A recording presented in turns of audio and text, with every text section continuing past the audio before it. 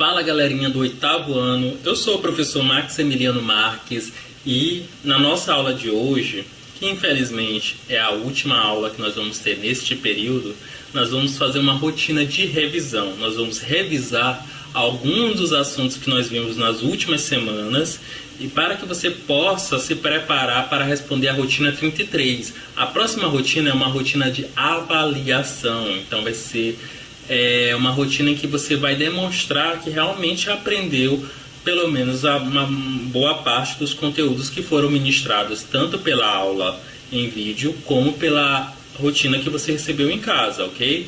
Então, roda a vinheta para a gente iniciar a nossa última aula deste ano. I never made it, but I know what it takes. I'm motivated by a mix of emotion. Eu gosto muito dessa vinheta, porque é uma vinheta que eu fiz com os meus alunos do nono ano da Escola Humberto de Campos. Não sei se vocês conhecem essa escola, ela fica localizada ali na sede de São José de Ribamar, onde eu atuo como professor do nono ano. Então ali essa vinheta tem várias fotos, uma maneira de homenageá-los e dizer que eu estou com muita saudade de cada um deles, ok? Então, vamos deixar de tristeza, de lamentos, né? E vamos partir para a nossa rotina de revisão.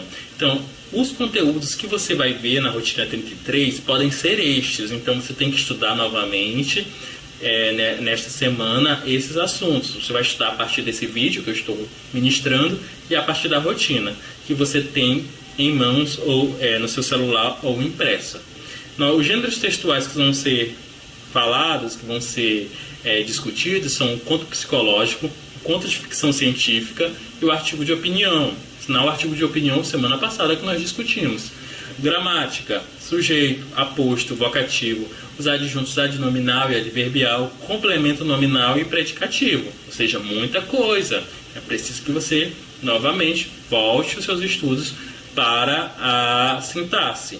E na nossa sessão de Para Escrever Melhor, né, que é o momento que a gente fala um pouquinho sobre vírgula, sobre como é que certas palavras são escritas, nós vamos falar sobre o uso da vírgula, o uso do X, do CH, do S, do Z e dos conectivos mais e I, ok? Então, como eu falei para vocês, nós vamos falar de 3 gêneros textuais que nós falamos aqui em alguns momentos, que é o artigo de opinião, os contos psicológicos e os contos de ficção científica. Temos a aula de cada um deles no meu canal do YouTube. Se você for acessar o meu canal, né, lá do professor Maximiliano, você vai encontrar vídeos falando sobre cada um deles, sem falar em outros professores que também falam sobre esses assuntos. Então, se liga. O que é cada um desses gêneros, né? Fazendo um passeio bem breve, o conto psicológico é uma narrativa cujo fato principal sempre está relacionado às lembranças e sentimentos dos personagens, que acarreta a predominância do tempo psicológico, que flui de acordo com as emoções. Quais são as características desse conto psicológico? Que vocês vão ver muito na escrita da Clarice Lispector, que é uma das autoras que mais se dedicou a desenvolver esse gênero textual. Ele é contado a partir das vivências e memórias de um determinado personagem, né?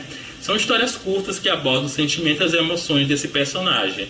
Um determinado personagem ele vai contar, na perspectiva dele, uma história pessoal que aconteceu com ele 20 anos atrás, 15 anos atrás, né? E o que ele sentiu, como foi que ele reagiu àquela situação que ele viveu. Ele vai refletir, ele vai chorar, ele vai rir da situação. Então, quando você estiver diante de uma historinha como essa, curta, né?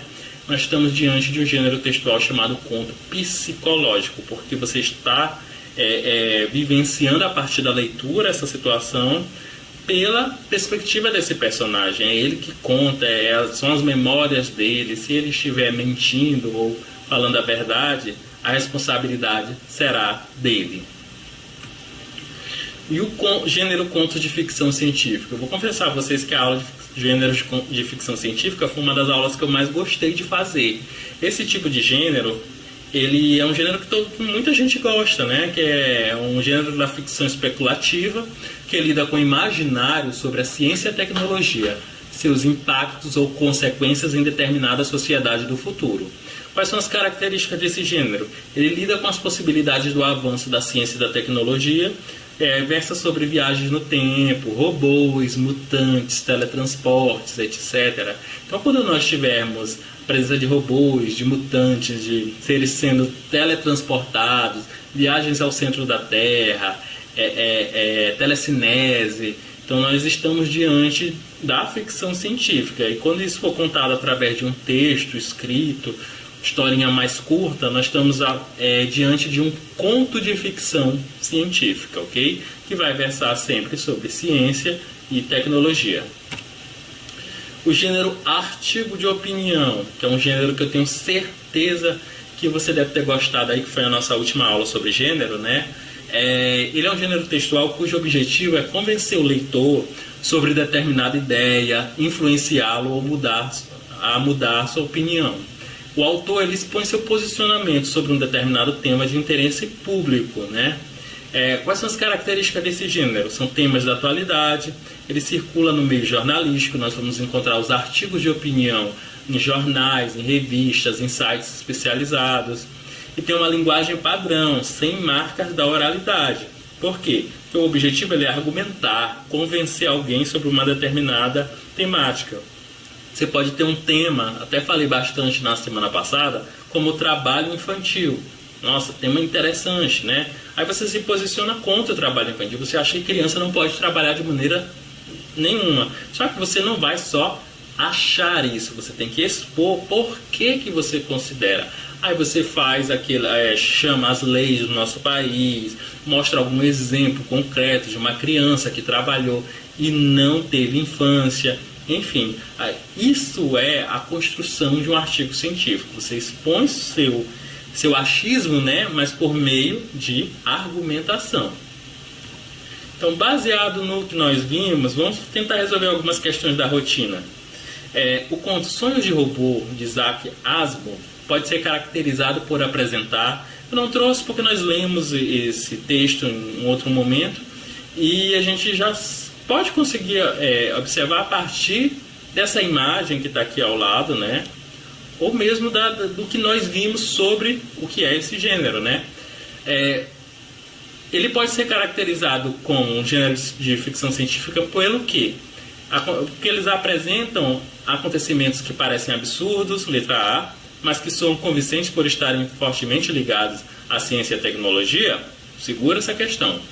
Segura essa alternativa, na verdade. Uma narrativa fortemente ligada à ciência, letra B, alinhando a casos investigativos com o propósito de solucionar crimes.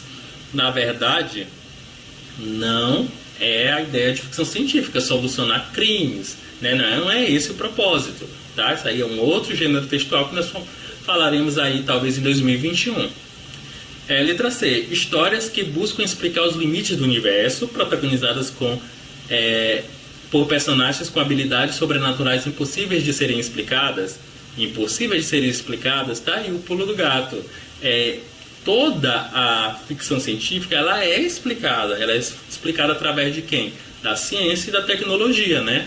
Mutantes, robôs, telecinese, tudo isso é explicado porque geralmente esses textos de ficção científica, filmes, séries, eles se passam no futuro, no momento em que se já tem robô, no momento em que se já tem mutante, que isso já é de alguma forma normal, comum, ok? Então isso é explicado sim. E letra D, histórias marcadas pela tecnologia com elementos sobrenaturais diversos, geralmente protagonizadas por detetives. As histórias de ficção científica elas não têm protagonistas detetives, geralmente ela vai ter protagonistas, como eu já falei, robôs, mutantes, pessoas com poderes, né? Então a resposta mais adequada, deixa eu pegar aqui minha canetinha, é a letra, isso, A. Revisão, termos da oração. Nós vamos falar agora sobre gramática, né? Sobre sintaxe da língua portuguesa. E Quando a gente vai fazer análise sintática, é você pegar uma frase, uma oração, e você determinar que cada elemento ali daquela oração ele tem um papel. Ele pode ter um papel de sujeito, um papel de predicado, um papel de adjunto adnominal, um papel de adjunto adverbial naquela oração em específico. Então é isso que nós vamos ver nessa revisão que vai ser curta, que você viu ao longo do ano. Só fazendo uma breve lembrança, nós temos 3 tipos de termos de oração, que são os essenciais, que são o sujeito e predicado, os integrantes, né, que são importantes para a mensagem, também, que é o complemento nominal, o complemento verbal e a agente da passiva. Nós temos termos acessórios, que não são importantes para o entendimento da mensagem. Eles são plus, eles são uma informação adicional, que são o aposto, o adjunto adverbial e o adjunto adnominal. Ainda nós temos o vocativo, que não se encaixa em nenhuma dessa classificação. É um termo à parte, né? Então, vamos fazer uma análise sintática aqui para que vocês entendam. Nós temos aqui um período que, aliás, apenas uma oração, né?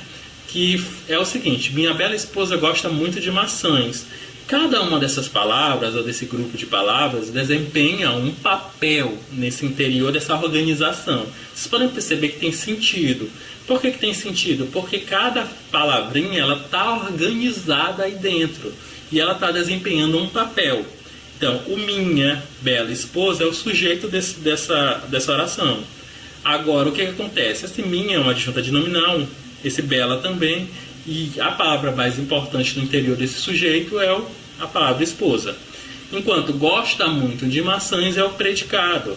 Se formos fazer uma análise desse predicado, nós podemos observar o seguinte, que temos o verbo gostar, que é o verbo transitivo direto, o muito, um adjunto adverbial, e o de maçãs, o objeto indireto, ok? Novamente, Marina, você é inteligente demais. Nessa frase, nessa oração, nós temos o quê?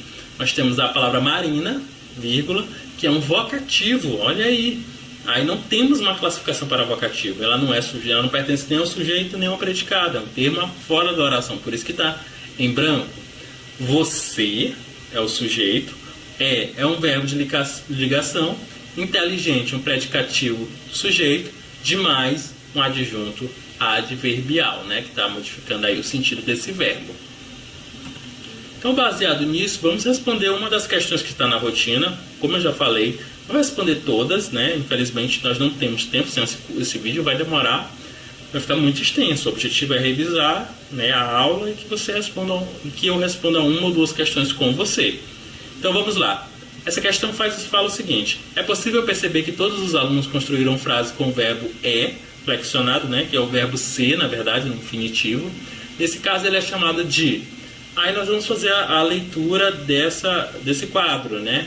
Nós temos que fazer uma leitura mesmo bem profunda para que não haja dúvidas na hora de responder qualquer questão que seja, ok? A professora fala o seguinte: Paulinho, faça outra frase, né? No quadro tem: a bola é bela. Aí o primeiro aluno fala: o atacante é pereba, o zagueiro é deitão. Aí depois o outro aluno continua: o cartola é corrupto, a FIFA é feia. O outro aluno: o juiz é ladrão, o técnico é burro. A outra aluna: a obra é superfaturada, o deputado é ficha suja, né? Então, todas essas construções feitas com o verbo o que vem a seguir é um predicativo do sujeito, porque o verbo é um verbo de ligação. Então, já foi falado aqui nesse outro quadrinho, né? Então, aqui também, como não poderia deixar de ser, ele é um verbo de ligação, ok? Letra D. O que um plebeu como H está fazendo no trono? Texto 2. O Ernie diz que tem medo de altura. O texto 3. Confesso que estou tendo um tórrido caso de amor. Ele quer saber esses itens que estão aí sublinhados. Eles se comportam como o quê? Como adjunto adnominal, adjunto adverbial ou complemento nominal, né? Então vamos ver aí o que é cada um deles, tá certo? Na primeira nós temos assim: o que um plebeu como H está fazendo no trono. Você poderia fazer essa pergunta: o que um plebeu como H está fazendo onde? A resposta seria o quê? No trono. Toda vez que não for possível responder esse onde, nós estamos diante de um adjunto adverbial de lugar. Então nós temos aqui um adjunto, deixa eu colocar bem aqui, adverbial. Letra B. O Ernie diz que tem medo. Se eu terminasse a frase aqui em medo, qual é a pergunta que você ia fazer imediatamente? Medo de quê, Max? Né? Então, esse medo, a palavrinha medo, que é um substantivo, ela transita, ela precisa de alguma palavra que complete o seu sentido. Então, quando eu tenho um complemento que não é para um verbo, mas sim para um nome, eu tenho um complemento nominal. Deixa eu ver aqui. Não é um U, não, é um O. Complemento nominal. No texto 3, nós temos o seguinte: confesso que estou tendo um tórrido caso de amor. Vocês vão perceber o seguinte: nessa situação aqui, se eu parasse em caso, eu dissesse para você, confesso que estou tendo um tórrido caso, a informação já estaria completa. Você ia entender que esse caso era, obviamente, um caso de amor, né? A tendência é que você imaginasse isso. Então, esse de amor é um termo acessório aí. Ele nem precisava estar aí para que essa frase tivesse sentido. Então, esse de amor aí é um adjunto adnominal, termo da oração, que vai modificar o sentido de um substantivo, oferecendo-lhe uma informação adicional. Então aí nós temos um adjunto adverbial, um complemento nominal e um adjunto adnominal. Qual é a opção? Letra adjunto adverbial, complemento nominal e adjunto adnominal. Ok? Letra D. Vamos também estudar um pouquinho sobre vírgula, né? A vírgula, ela indica uma pausa, não é uma pausa longa como o ponto, né? Mas é uma pausa levemente breve. Ela vai, segundo as regras, ela vai separar elementos repetidos. A regra 1 diz isso, né? Como aí na frase, o bebê sorria e balbuciava, dá. Na regra 2, ela vai separar antes das conjunções e ou nem quando repetidas. No caso, não havia cama, nem sofá, nem mesa, nem cadeira, né? Poderia ser, não havia cama e sofá e mesa, então todo teria vírgula também.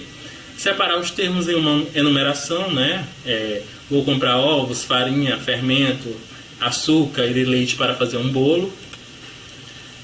Na regra 4, diz que separar expressões explicativas ou retificativas, isto é, por, enfim. E na regra 5, por sua vez, separar adjunto adverbial, principalmente antes do verbo. À noite sairemos, que o adjunto adverbial ele poderia vir depois do verbo, mas quando ele vem antes ali, ele deve vir separado por vírgulas, né? Não é o natural ele vir na frente, embora possa, né? Gramaticalmente não está correto, desde que você separe com a vírgula. E regra 6, para separar o nome de lugar nas datas. Nós temos aí São Raimundo, que seria o município, o local, 16 de novembro de 2020. Né? Essa vírgula está separando o local, o local onde ela foi escrita, essa carta, né? Essa carta ou esse documento, e a data em que foi escrita. Baseado nisso, marque a alternativa que justifica corretamente o emprego das vírgulas na seguinte frase, né? Das dores e suas numerosas obrigações. Cuidar dos irmãos, velar pelos doces de calda, pelas conservas, manejar agulha e piuro, escrever a carta de todos. Aí, essa vírgula, ela está servindo para separar um aposto? Nós não temos aposto aí, não. Separar vocativo? Nós vimos, vocativo exprime um chamamento, nós não temos aí um chamamento. Separar as expressões explicativas, isto é, por exemplo, por isso, também não. Separar palavras ou expressões com a mesma função sintática. Sim. Por quê? Porque que se eu misturasse aí esses termos que estão separados por vírgula, nós teríamos o mesmo sentido. Por quê? Porque estão com a mesma função sintática. Das dores e suas numerosas obrigações, cuidar dos irmãos, velar pelas conservas, escrever as cartas de todos, velar pelos doces de calda. Eu poderia escrever em outra ordem, porque esses termos eles estão com a mesma função sintática. Então, por isso que eles recebem todos vírgula. Letra D. Por que a palavra baronesa se escreve com S e não com Z, e a palavra enxoval se escreve com X e não com CH, né? Vamos lá, vamos tentar ver aqui, ler essas alternativas. A letra A. Por que a palavra baronesa é um adjetivo? Daí já não temos como. Continuar. Baronesa não é um adjetivo. Baronesa é um substantivo. Indica um título, o nome de um título de nobreza. É muito importante aqui, principalmente aqui no Brasil. Então, essa daqui, adjetivo, nunca foi. Ela poderia se comportar de repente numa situação, mas em linhas gerais a palavra baronesa é um substantivo, entendam. Letra B. Porque a palavra baronesa é derivada de outra que contém S, que palavra seria essa? E a palavra enxoval é de origem tupi? Não. A gente sabe que a palavra baronesa ela não é uma palavra derivada de outra. Já a gente vai chegar no processo de formação dessa palavra. Vou pular para a letra D.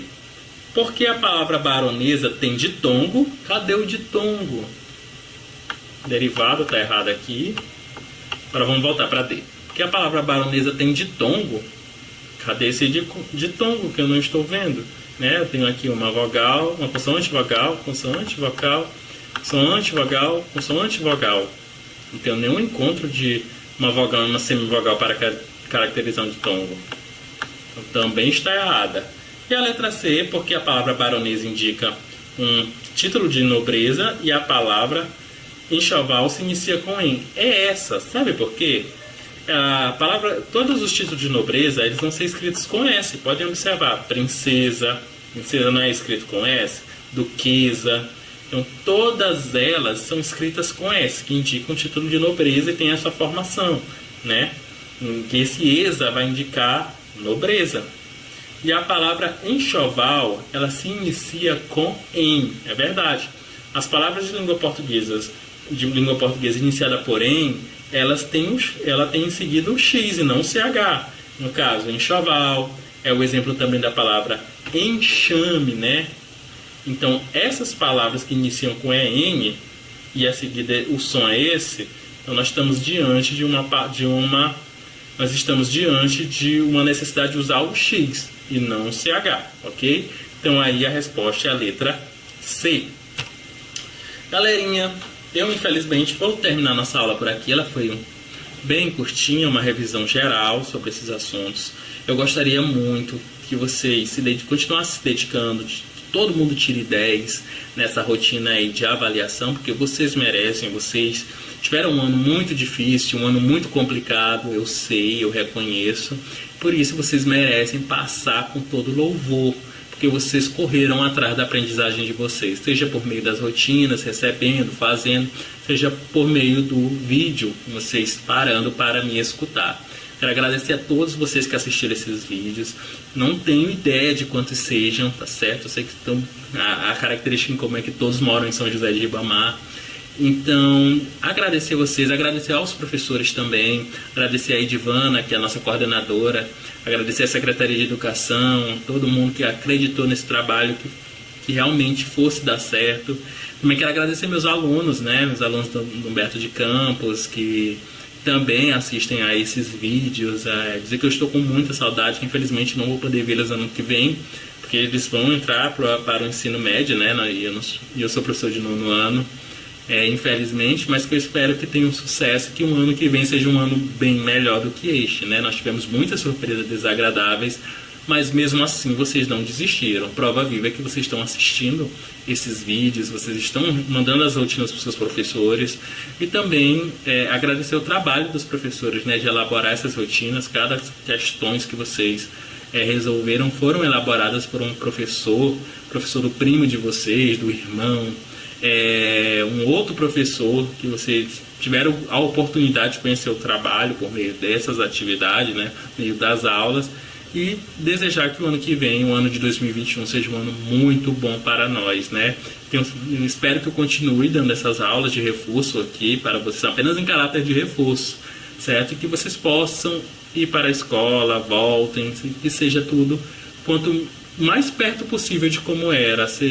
Nós estamos aí perto da possibilidade de termos a vacina, e eu espero que essa vacina ela sinalize que tudo voltará um dia a ser como sempre foi, tá certo? Eu agradeço e até mais. Tchau!